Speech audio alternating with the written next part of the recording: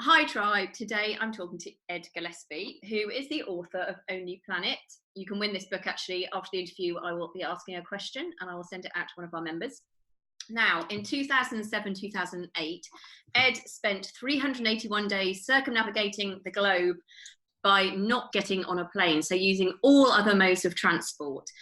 He is dedicated to not flying, and actually what's crazy is in the last 15 years, Ed has only been on one plane in that time, which is just amazing. So I'm going to talk to Ed today about some top tips of maybe some train journeys which we can incorporate into our longer term travel, and the benefits of slow travel, and actually that the journey is actually the reward rather than getting from A to B. So hi Ed, thank you for talking to me today. Hey, it's a pleasure, Susanna. I should just say it's only one flight on holiday. I have been on a plane for work occasionally, but did I say one on holiday or not? You just said you've only taken one flight in the last 15 years, and I'm thinking anyone who knows me is going to go, that's rubbish. I know he's been on a plane more recently than that. So just for the record, honesty and transparency is key here. One plane journey for holidays. Right, okay, well, I'm sure you can beat all of us with that anyway. So, I mean, I think that's something to be proud of. So where should we start? I mean, obviously you did this amazing trip. You've seen a lot of the world from overland and sort of cargo ships, all sorts of modes of transport. So what I think would be great to know is, are there any standout journeys that you think as a family we could maybe incorporate into a longer term adventure, or any sort of standout moments from your trip? Yeah, and obviously there's all sorts of elements of the trip where I met lots of people traveling with kids. I wasn't traveling with kids myself at the time, although I now have a 2.5-year-old daughter. But yeah, I came across lots of people who were doing quite sort of bold overland adventures. I met a couple on the Trans-Siberian Express who were traveling with a 3-year-old. So you see lots of people doing it actually, and trains I think are the key thing, because trains make life a bit easier. It's a little bit more challenging on coaches and cargo ships, although I did come back across the Atlantic on a banana boat with a Swedish guy who was traveling with his son. Wow. Back from Central America. But trains are much more convivial. They tend to be more social. You can move around. You can take a kid for a walk up and down the train.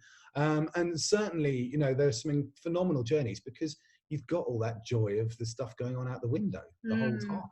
So not only do trains like the Trans-Siberian often stop, so you get off to stretch your legs, or you can break the journey into really manageable chunks. So you can do a day or so on the train and then go and visit a city and then hop on the next train in 2 days' time. So it's really flexible and adaptable. And I just saw some of the most magnificent scenery from the train. And I've touched on the Trans-Siberian, which is obviously the legendary, but you can also, when you get to Irkutsk in Siberia, the Trans-Siberian sort of splits. And so you can then go down through Mongolia, or what they call the Trans-Mongolian branch, or into China through the Trans-Manchurian.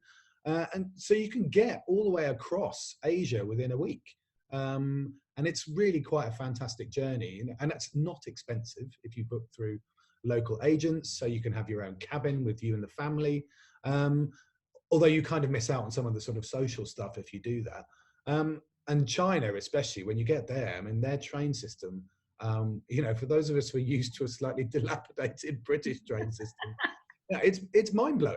It's comprehensive. I think the estimation is at any one moment in time, there's 10 million Chinese people on a train. Wow. And they now have a very good high-speed rail network as well. So you can zip around all over the place, and it's fantastic. But the ones that stick in my mind in Europe, there's a couple of train journeys in the Alps which are pretty phenomenal.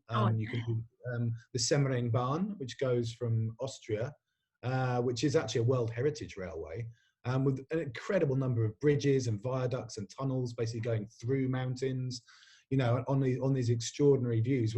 Every time you come around a corner, there's another great mountain vista in front of you.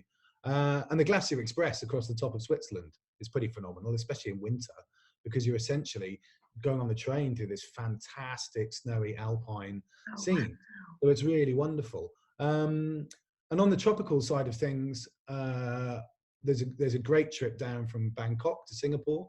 So you can go down all the way down through Thailand and Malaysia, down to the tip of that peninsula, stopping off in Penang on the way, and you've got all that sort of jungly views and those type of experiences. That's a And great perhaps, one, actually. A lot of families go to Southeast Asia, one, because yeah, it's cost effective, but actually that's a brilliant route because most families will cover those locations. exactly. And there's really no need to fly down, especially because you can break the journey in some very interesting places, So, you go on the train from Bangkok, you break the journey in Butterworth, in northern Malaysia, and then you can go across to the island of Penang or Langkawi or all those wonderful sort of beachy places, and then hop on the train back down to Singapore.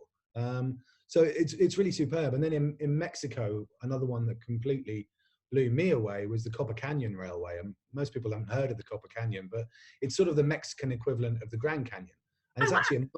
it's actually a much bigger canyon system than the Grand Canyon itself, but hasn't been quite as well marketed. And there's an incredible train which sort of winds up through the Copper Canyon, and it's one of those ones where you go into tunnels, and the tunnels include these ascending spirals inside the mountain, and then you pop out in the same valley that you were in earlier, but you've basically sort of looped up, and then you're suddenly several hundred feet above where you were before, and you can see the railway line below. Amazing. It's quite astonishing. So, because I think we've become so accustomed to the sort of cheap and easy convenience of flight, we don't necessarily think about the overland options anymore. And obviously that's the way that we always used to travel up until, relatively recently, 20, 25 years ago. It's only this sort of fairly modern transition which has occurred. And we're really missing out, because my journey doing Only Planet was all about, the slow, grounded reconnection to everything, the transition of landscape, culture, people, language, cuisine, all of those wonderful things. And also the complete visual memory you have when you've traveled through the world rather than over it. So I've got a sort of snapshot photographic memory of my entire route that I can sort of dip back into in my mind. And that's quite an amazing thing to be able to have. And certainly for kids, I just think this is the stuff that, will transform their perspective of the world, give them a very real sense of how what unites us actually is much stronger than what divides us. Because you really appreciate that when you travel through the world.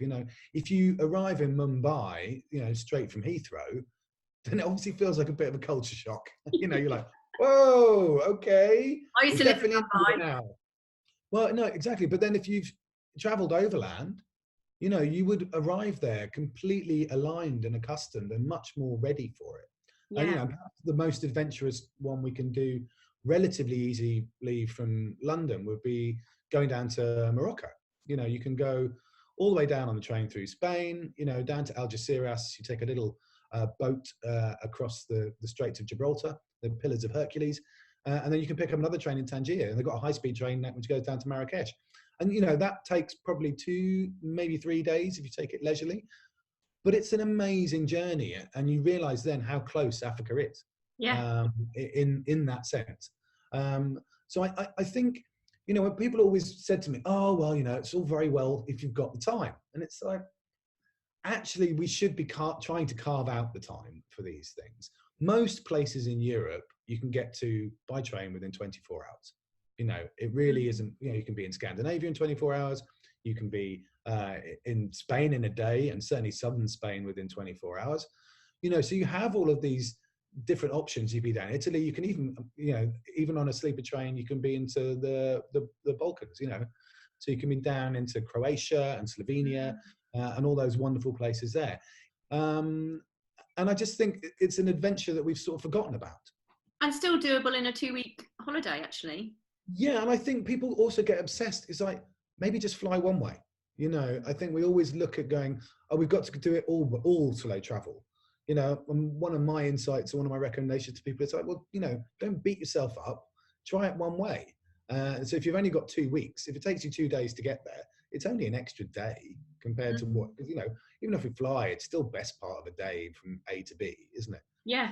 And so if you don't feel ready or can't face doing it both directions, just try it one way and see how you get on. I've never quite understood the people who see travel as something to be consumed like a fast food meal. I mean, it can sustain you, and it can give you your nutrition in whatever sense you want to get it. But it's far more fun to go and buy your own ingredients and cook something special yourself, and that's far more satisfying.